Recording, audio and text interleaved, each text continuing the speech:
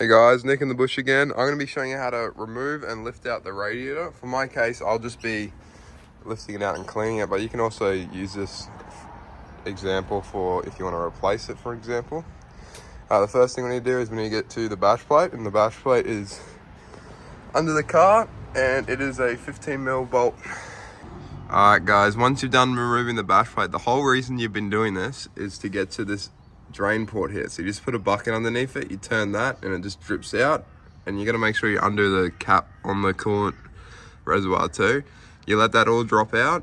Once you're done letting that drop out, you want to remove these hoses here for the transmission. I'll show you how to do that.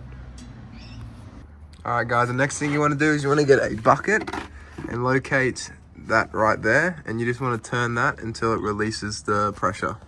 Oh no, not pressure, coolant, if that makes sense. Let me try and get this on camera. It's just like it just turns.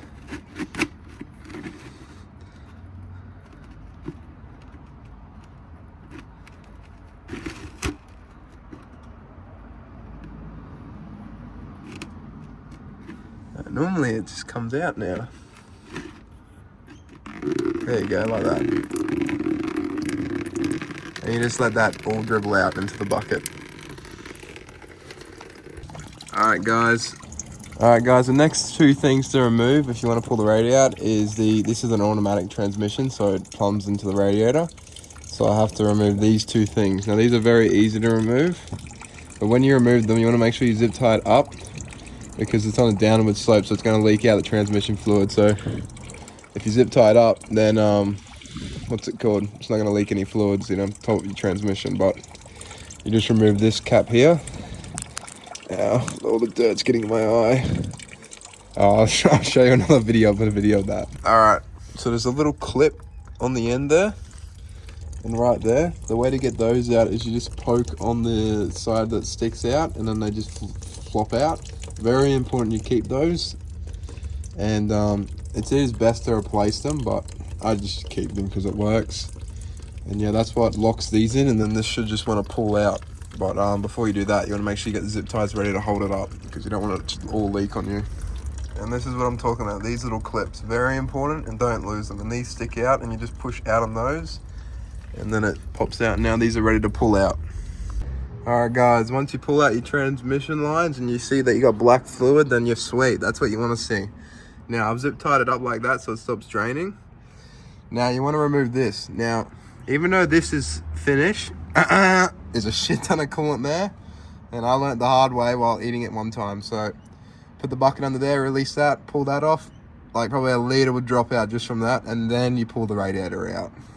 That's what I mean by exactly that. There's still a shit ton of coolant in there, and then once that's drained out, then you can pull the radiator out.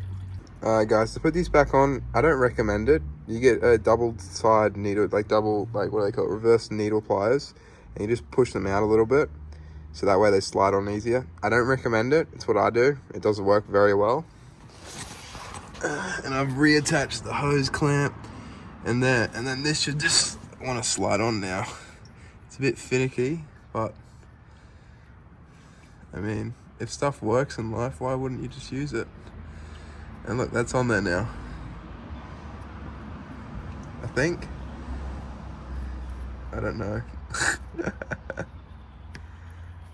it come out? Yeah, okay, not on there.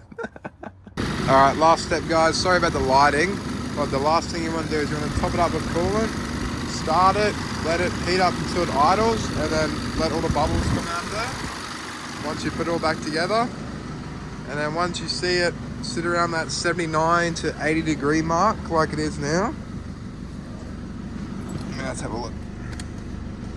Yeah, that's 79 to 80 degree. I saw it go up to 81, back down to 72, which means whatever I did worked. And yeah, now just give it like a couple more minutes, let all the bubbles come out of the coolant, and yep, Bob your uncle, it's all done, job finished.